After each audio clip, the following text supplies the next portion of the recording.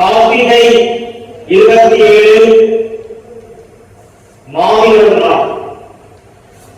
தேச விடுதலையை நேசித்து நம்மிடம் விடுதலை பெற வேண்டும் என்பதற்காக சமர்க்களங்களிலே எதிரியுடன் களமாடி வீரமரணம் அடைந்த மாவீரர்களை நினைவு கூறும் எழுச்சி நாள் மாவீரர் நாள்.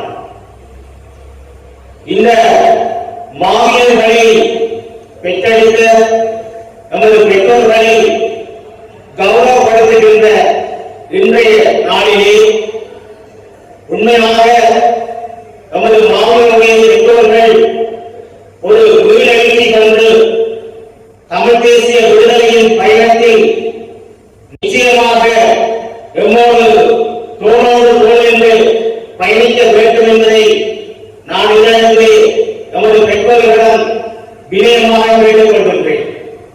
உண்மையாக இந்த மாவீரர் பெற்றோருடைய கௌரவிப்பு நிகழ்வானது அவர்களுடைய மனநிலையிலே இருக்கின்ற மனச்சுமைகளை இறக்கி எதிர்காலத்தில் நமது விடுதலையை நாங்கள் வென்றெடுத்து சுதந்திரமாக வாழ்வதற்கு இந்த மாவீரருடைய பெற்றோருடைய ஆதரவும் ஊக்கமும் நமக்கு தேவை என்பதற்காகத்தான் நாங்கள் இந்த மாவீரருடைய பெற்றோர்களை கௌரவிக்கின்றோம். நீங்கள் சாதாரண மனிதர்கள் அல்ல, தமிழக தேசத்தினுடைய மிக பெரும் ஜாம்பவான்கள். உங்களுக்கு உங்களுடைய பிள்ளைகளை நீங்கள் விடுதலை போராட்டத்துக்கு அனுப்புகின்ற போது உங்களுடைய வாழ்வாதாரத்துக்காக ஒரு பிள்ளைகளை நீங்கள் அனுப்பவில்லை.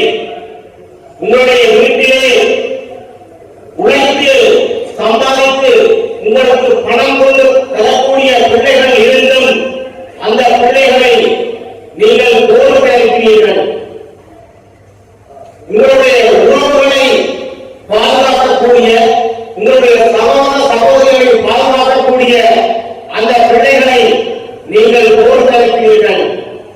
எந்தவித எதிர்பார்ப்பும் இல்லாமல் நீங்கள் போருக்கு அனுப்பினீர்கள். அந்த போர்க்கால சூழல் என்பது மிக துன்பகரமான ஒரு சூழல். இலங்கை அரசாங்கத்தால் தமிழ் மக்கள் மீது போடப்பட்ட மிக பெரும் பொருளாதார தடையான காலம். மின்சாரம் இல்லை, எரிபொருள் இல்லை, ஏனைய அனைத்து அத்தியாவசிய பொருட்களும் தடை செய்யப்பட்ட சூழல். அவ்வாறான மிக நெருக்கடியான ஒரு சூழலுக்கு வாழ்ந்த காலத்தில் எந்தவித எதிர்பார்ப்பும் இல்லாமல் நமது தாய் தந்தையர்கள் தங்களுடைய பிள்ளைகளை போருக்கு அனுப்பினார்கள். நீங்கள் போருக்கு அனுப்புகின்ற போது உங்களிடம் நான் கேட்கின்றேன், உங்கள் வயிற்று பசியை நீங்கள் பார்க்கிறீர்களா அல்லது உங்களுடைய உரிமை பசியை நீங்கள் பார்க்கிறீர்களா? உங்களுடைய உரிமை பசிக்காக உங்கள் வயிற்று பசியை உணர்ந்து உங்களுடைய பிள்ளைகளை கணவன்மார்களை போருக்கு அனுப்பிய வீர சாதனை படைத்த பெற்றோர்கள் நீங்கள்.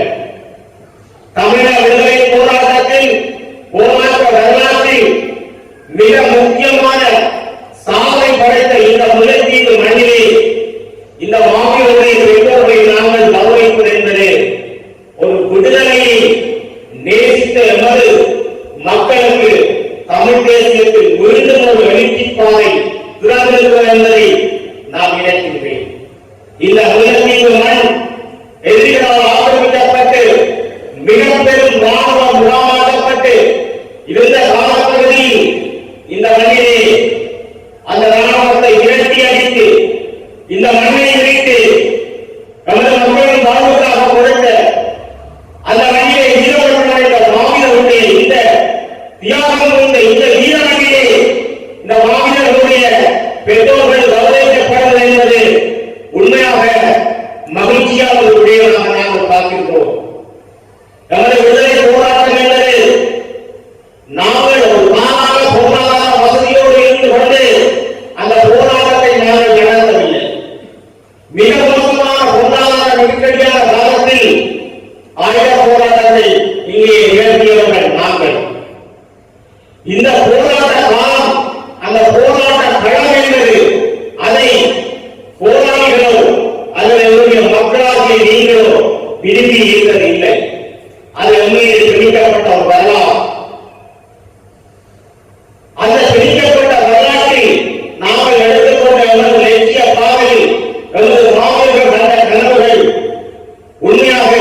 எங்களுடைய தேசம் விடுதலை பெற வேண்டும் என்பதற்காக இன்று நாங்கள் மாவீரருடைய பெற்றோர்களை ஒரு அரங்கத்திலே ஒன்றாக நிறுத்திவிட்டு அல்லது மாவீரர் துயிலுக்குள் செல்கின்ற போது அந்த மாவீரர்களுடைய ஆத்மா எங்களிடம் எதை கேட்டிருக்கின்றார்கள்?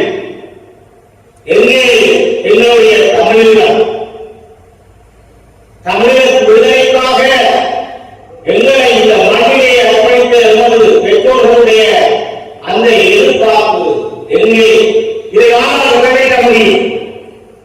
நிச்சயமாக நான் சொல்கின்றேன், 2009ஆம் ஆண்டு ஆயுதப் போராட்டம் அறிவிக்கப்பட்டது என்பது அது தமிழகத்தின் அழிவல்ல.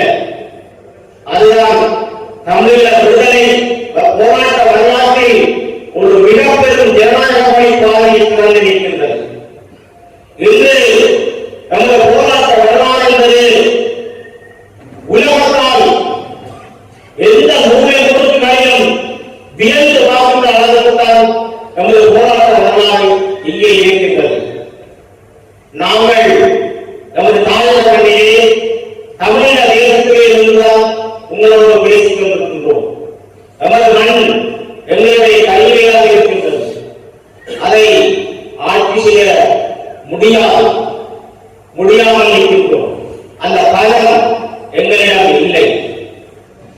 சந்தர்ப்பமாக போலியான அரசியல் தலைவர்களால் நமது மக்கள் இன்று வழிநடத்தப்படுவது, நமது மக்கள் ஒரு சிறந்த தலைமைத்துவம் வழங்குவதற்கு இங்கே யாரும் இல்லை. அந்த நிலையில் நமது மக்கள் ஒரு பரிதாபத்துக்குரிய நிலையை இங்கே காணப்படுகின்றார்கள்.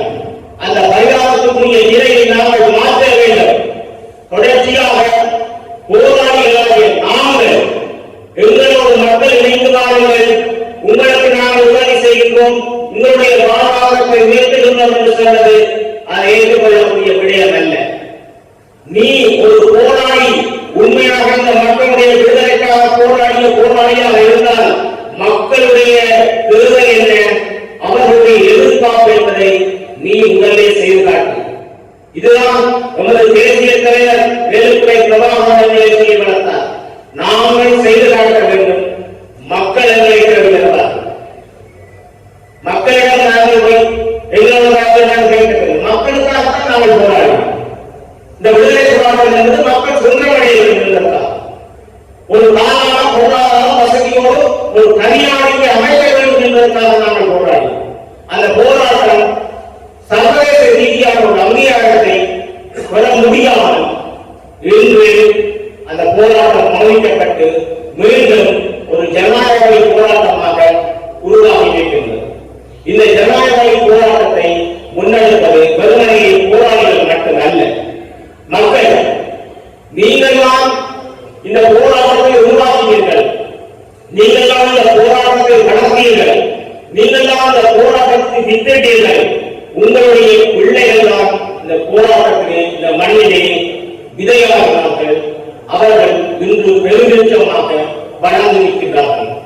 உண்மையான அன்புக்குரிய மக்களே, இந்த மாவீரருடைய ஆத்மா என்பது அவருடைய லட்சிய பாதையை நாங்கள் வென்றெடுக்கும் வரை எம்மோடு உடன் என்று எம்மை வழிநடத்தி நமது தமிழக தேசத்தின் விடுதலையை வென்றெடுக்கும் வரை எம்மோடு நின்று எம்மை வழிநடத்துவார்கள் என்பதை நான் எங்களிடத்திலே உறுதியாக கூறிக்கொள்ள விரும்புகின்றேன்.